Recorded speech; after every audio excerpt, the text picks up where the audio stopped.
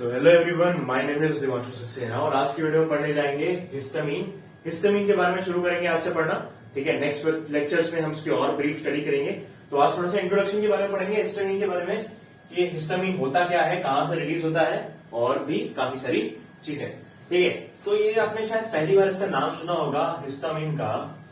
तो बहुत एक जादू सी वाली बात है। मान के चलो आपको ये मान लीजिए आपका एक स्किन है, ठीक है, यहां से आपको मच्छर काट लेता है, मच्छर काट लेता है ना, तो उसके बाद में जो है आपकी उस एरिया थोड़ी सी लाल हो जाती है, रेड कलर की हो जाती है ना, और यहाँ पे थोड़ी सी स्वेलिंग टाइप की हो जाती है और ये राउंड शेप में भी हो जाती है। तो वो किसकी वजह से होता है?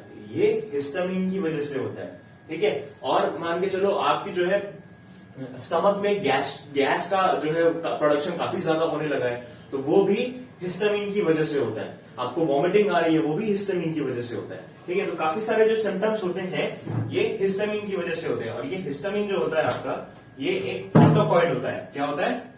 ऑटोकॉइड होता है।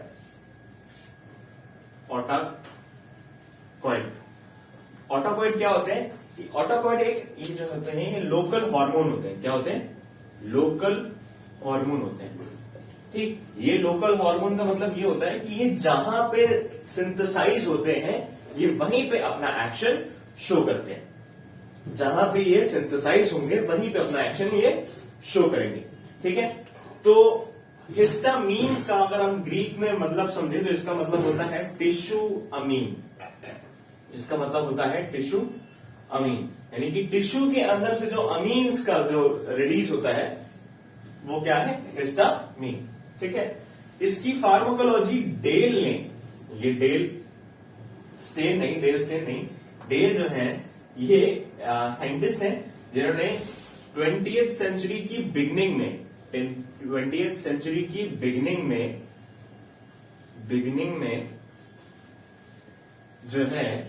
में इसकी स्टडी करी थी। जब उन्होंने इसके एक्शन के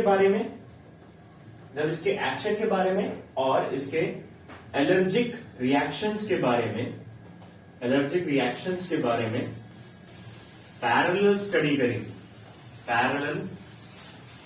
पैरेलल स्टडी जब करी थी एक्शन और एलर्जिक रिएक्शन के बारे में, पैरेलल स्टडी करी थी किसकी? हिस्टामीन की। किसने करी थी?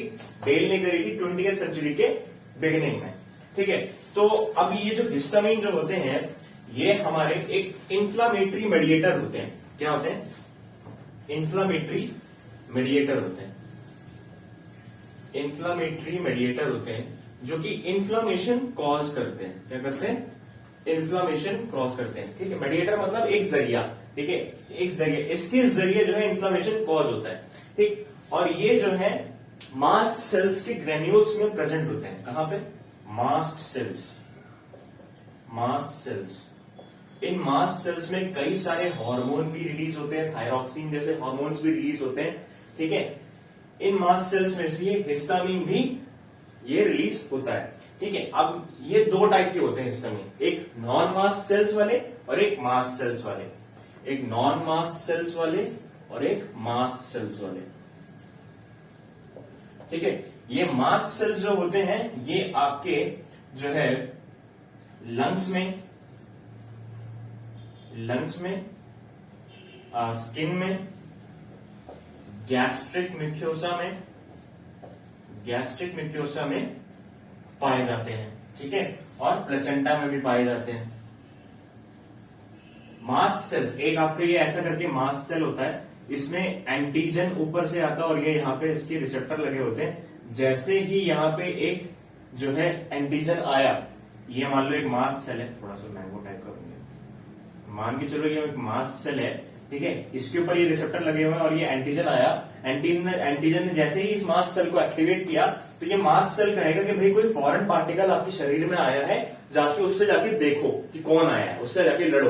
एक तरीके का इम्यून सिस्टम है जो हमारी बॉडी को रेगुलेट करता है। ठीक है, हमारी बॉडी में जो फॉरेन पार्टिकल्स आ जाते हैं, फॉरेन सब्सटेंसेस आ जाते हैं, उनको वो डील करता है। ठीक है, तो मान के चलो ये आपका एक मास्ट सेल है और इस मास्ट सेल के ऊपर मान के चलो जैसे ये स्किन है हमारी, है ना, ये स्किन है। भाई मैंने बताया कि मास्ट सेल जो होता है वो स्किन पे भी होता है ना। तो स्किन पे भी होता है, तो ये मास सेल आपके स्किन पे भी होगा। ठीक, तो मान के चलो ऊपर से मेरे किसी ने मच्छर ने काटा, तो वो एक क्या है इम्यून सिस्टम के लिए, क्या है, एक हमारा एंटीजन है। ठीक है, तो वो एंटीजन जो है वो हमारे रिसेप्टर से जाके बाइंड करेगा, कहां पे, स्किन के ऊपर जो रिसेप्टर्स हैं उसको जाके बाइंड करेगा मास सेल के ऊपर। ठीक, मास सेल को जैसे पता है कि बाहर का पार्टिकल आया है, तो बाहर का फॉरेन सब्सटेंस आया है, वो तुरंत क्या करेगा, अपना एक इम्यून सिस्टम को एक्टिवेट कर देगा। इम्यून सिस्टम के एक्टिवेशन होने से क्या होगा कि यहां से छोटे छोटे ग्रेन्यूल्स टाइप के ये हिस्टामिन जो है रिलीज हो जाएंगे। ऐसे ये हिस्टामिन रिलीज होते हैं। ठीक, नॉन मास सेल्स, जहां पे मास सेल्स का कोई लेना देना नहीं है, यहां पे कोई मास सेल्स नहीं होते। ज्यादातर ये एग्जांपल जो है ब्रेन में पाए जाते हैं, ठीक है, और गैस्ट्रिक म्यूकोसा में भी पाए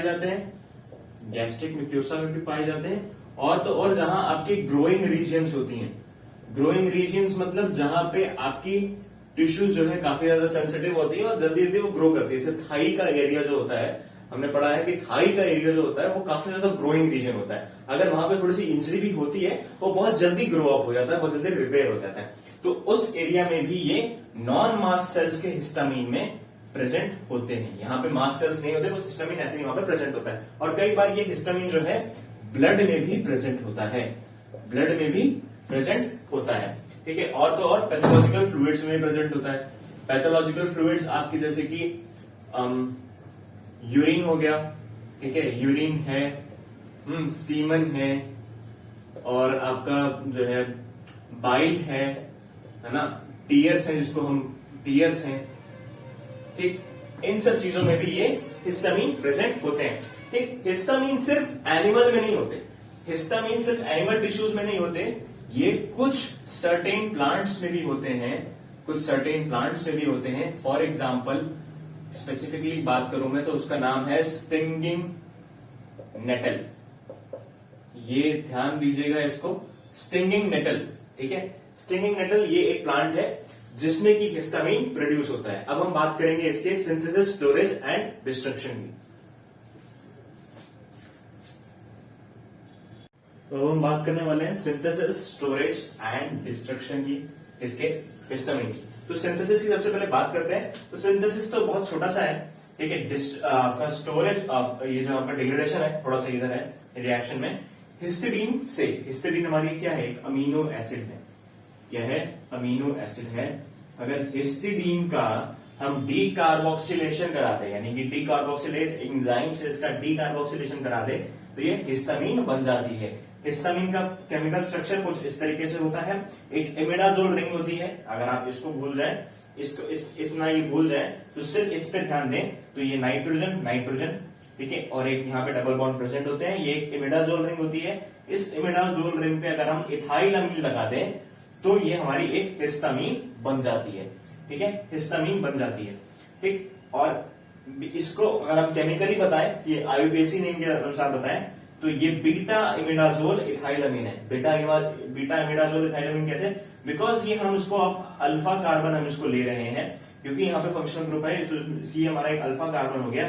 तो ये पूरा जो रिंग है ये हमारी क्या है, बीटा पोजीशन पे हो गई। तो ये बीटा इमिडाजोल इथाइल 1,2 इथाइल और ये अमीन, ठीक है। तो ये हो गया आपका ये। लेकिन जैसे ही हिस्टामिन जो है बनता है उसके तुरंत बाद इसका डिग्रेडेशन होना शुरू हो जाता है, ठीक है।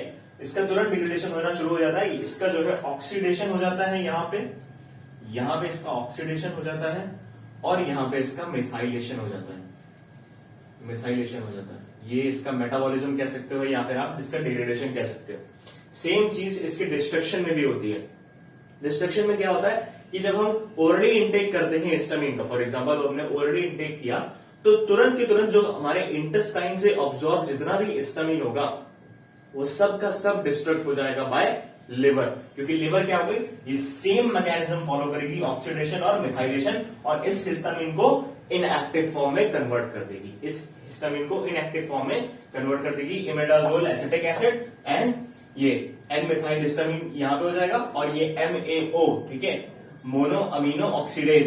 ये जो है मोनो अमीनो ऑक्सीडेज जो है इसको कन्वर्ट कर देगा मिथाइल एमिडाजोल एसिटिक एसिड में। इस तरीके से इसका ये डिस्ट्रक्शन हो जाएगा और ये इनएक्टिव फॉर्म में कन्वर्ट हो जाएंगे। तो बात हमने सिंथेसिस की कर ली, डिस्ट्रक्शन की कर ली। स्टोरेज की बात करते हैं। तो स्टोरेज में क्या है कि ये स्टोरेज जो है आपको मैंने अभी बताया कि मास्ट सेल्स में होते हैं, मास्ट सेल में होते हैं, ठीक है। तो ये मास्ट सेल जो होते हैं ये हिस्टामिन जो है ये हेल्ड होते हैं किसके साथ, एसिडिक प्रोटीन के साथ में, एसिडिक प्रोटीन के साथ में ये हेल्ड होते हैं, यानी कि कंबाइंड फॉर्म में होते हैं, ठीक। उसके बाद में इनके साथ में हेपेरिन भी, जो हेपेरिन होता है वो भी जो है इनमें, हेपेरिन भी इनके साथ में जो है लूजली बाइंड होता है, इसमें मास्ट सेल में बाइंड होता है, ठीक है, इनके साथ कंबाइंड रहता है।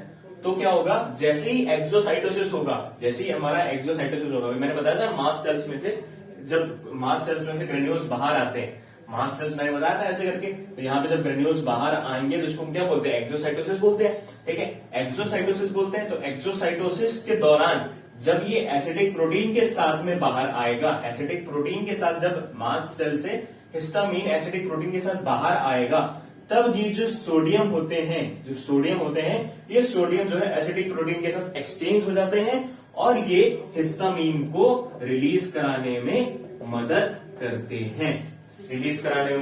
हैं, और स्टोरेज मैंने आपको बताया, ठीक। स्टोरेज आपको मैंने सिर्फ बताया कि मास्ट सेल में स्टोरेज होता है, एसिडिक प्रोटीन के साथ वो हेल्ड होते हैं, बाइंड होते हैं, उनके साथ में हेपेरिन भी होता है कहीं ना कहीं, ठीक है। जब एक्सोसाइटोसिस होता है यानी कि जब उनको रिलीज होना होता है, तो क्या होता है कि जो मास्ट सेल होता है, मास्ट सेल्स में सोडियम जो होता है वो सोडियम एसिडिक प्रोटीन के साथ में एक्सचेंज होता है, एक्सचेंज होने के बाद में हिस्टामिन यहाँ पे रिलीज हो जाता है। This is all about the video of introduction of histamine, जिसमें हमने सिंथेसिस, स्टोरेज एंड डिस्ट्रक्शन की बात करी और हमने थोड़ा सा इंट्रोडक्शन की बात करी, ठीक है।